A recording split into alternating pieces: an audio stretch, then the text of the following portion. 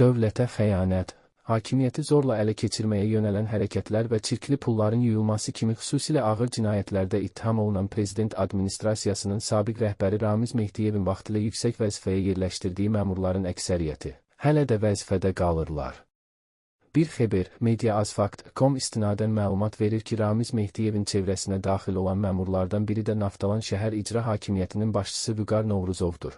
Vüqar Novruzovun atası 1996-cı ildən Azərbaycan Respublikası Auditorlar Palatasının sədri Vahid Novruzovun Ramiz Mehdiyevlə həmyerli və qohumluq əlaqələrinin olduğu deyilir. Vahid Novruzovun 1996-cı ildə Auditorlar Palatasının sədri vəzifəsinə gətirilməsi və indiyədək də bu vəzifədə qalmasında Ramiz Mehdiyevin rolu olub. Qeyd edək ki, Vüqar Novruzov 2019-cu ildən Naftalan şəhər icra hakimiyyətinin başçısı vəzifəsində çalışır.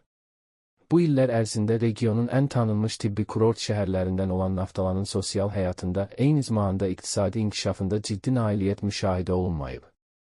Xatırladaq ki, barəsində qətimkan tədbiri seçilən Ramiz Mehdiyev hazırda ev dustaqlığı şəraitində saxlanılır.